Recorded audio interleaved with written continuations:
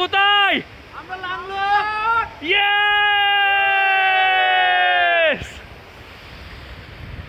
Private ঝর্ণা।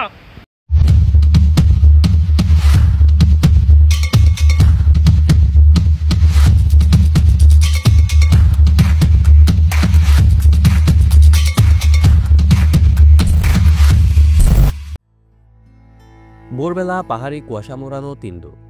ভোরে ঘুম থেকে উঠে আমরা সবাই ছুটে যাই সাঙ্গু নদীর তীরে। চারপাশে নেমে এসেছে ঘন মেঘ, বাতাসে ঠান্ডা ছোঁয়া আর নদীর কলকল ধ্বনি যেন পুরো পৃথিবীকে শান্ত করে দিয়েছে। এমন ভোর হয়তো জীবনে একবারই দেখা যায়।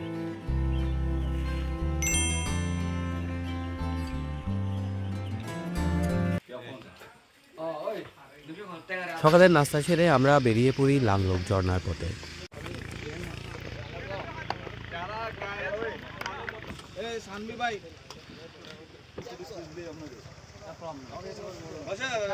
আমরা এখন উত্তাল সাঙ্গু পাড়ি দিয়ে চলে যাচ্ছি লাংলক ঝর্ণা দেখতে।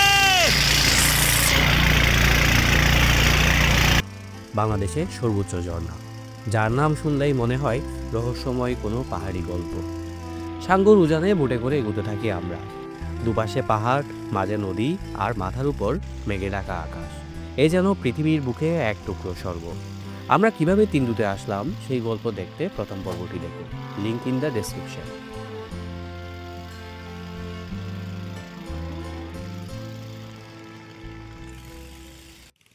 প্রায় 25 মিনিট পর বাঘের মুখ পাড়ায় আমাদের নামিয়ে দেওয়া হয়। এখান থেকেই শুরু পাহাড় ট্রেকের যাত্রা।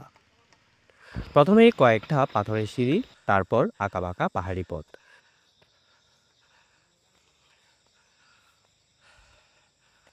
বৃষ্টি না থাকায় হাঁটতে তেমন কষ্ট হচ্ছে না, তবে বাতাসে বেশি আসছে ভেজা মাটির গন্ধ। 5 মিনিট বলবে 15 মিনিট আগে থেকে ভাই, তাই এগুলো কোনো কথা ভাই? ওর 5 মিনিট যে 1.5 ঘন্টা, 5 মিনিট এটা বুঝতে হবে। 10 মিনিট 3 ঘন্টা।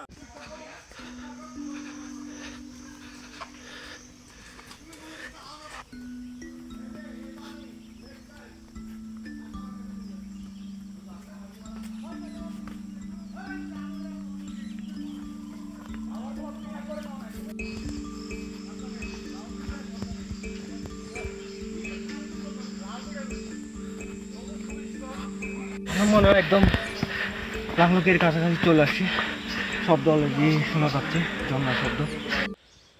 ঘণ্টাখানেক ঝিরঝিরে হাঁটার পর হঠাৎ দূর থেকে ভেসে এলো ঝর্ণার গর্জন।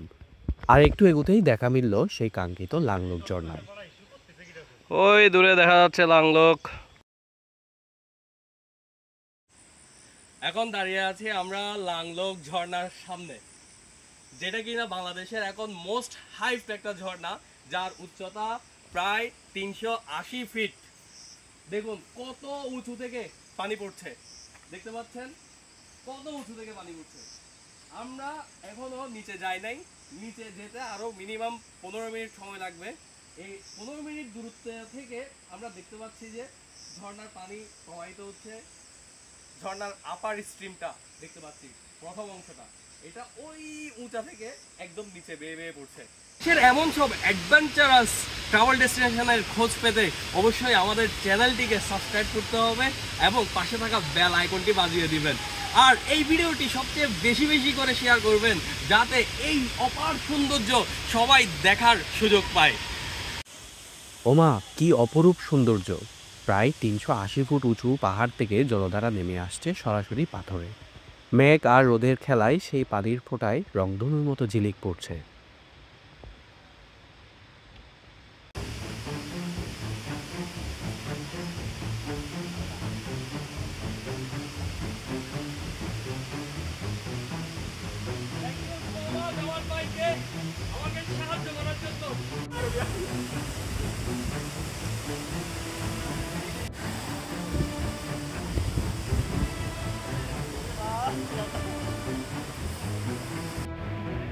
স্থানীয়রা একে বলে নীলুক ঝর্ণা।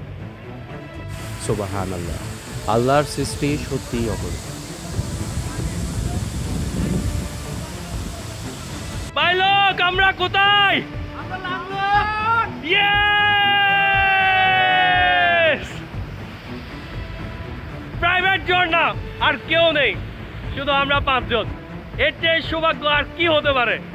ঝর্ণার নিচে তখন আমরা একেবারেই একা, কেউ নেই, শুধু প্রকৃতি আর আমরা।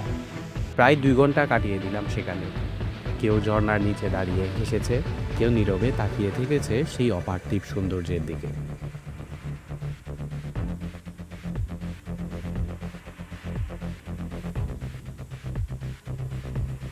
আমরা এখন ঝর্ণা দেখা শেষ করে বাঘের মুখ থেকে আবার ট্রলারে উঠছি, তিন্দুপাড়া যাব।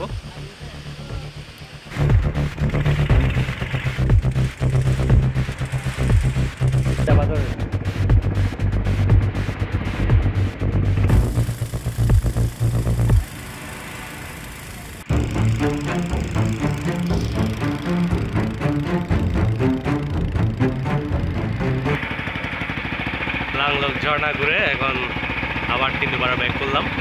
দুপুরের খাবার খাবো, তারপর আমরা ফ্রান্সের দিকে চলে যাব। আমরা কাল রাতে এই দাদার বাড়িটাতে 2 তলায় ছিলাম সবাই।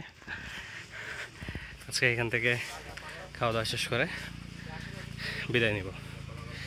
আমরা এখন দিদির কাছ থেকে বিদায় নিব। দিদি ওই আপনাদের নাম কি? যে আর আপনারা যারা ইন্দোরে আসবেন এবং এই রাজার পাথর এই রেস্টুরেন্টে আসবেন, এখানে আমাদের আদিবাসীদের পাহাড়ি স্টাইলে খাবার পাওয়া যায় আর এখানে থাকার সুব্যবস্থা পাওয়া যায়। ভালো থাকবেন। আমরা সবাই কলা নিয়ে তিন্দুপাড়া থেকে বিদায় নিচ্ছি, কিন্তু আমার দাদা সেক্ষেত্রে ব্যতিক্রম। আমার দাদা পুরা সংসারের বাজার করে নিয়েছে তিন্দুপাড়া থেকে। আমরা আবার চলে আসলাম তিন্দু বোটঘাটে।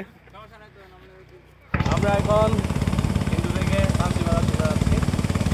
Good bye Tindu.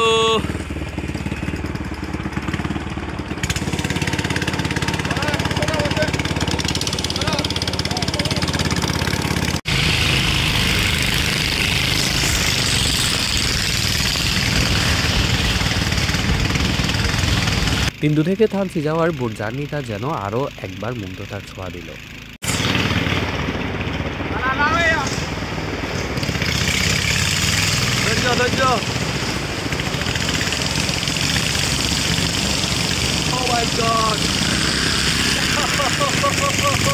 দুপাশে পাহাড়, মাঝে শান্ত সাঙ্গু নদী।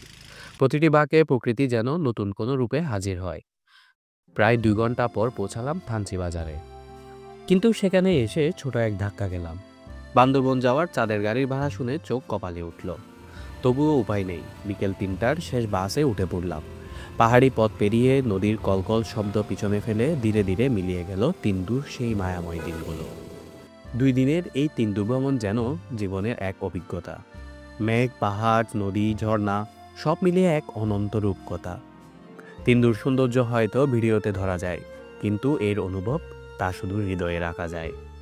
দেখা হবে আবার আরও এক নতুন গন্তব্যে, আরও এক নতুন গল্প নিয়ে। ভালো থাকবেন, সুস্থ থাকবেন।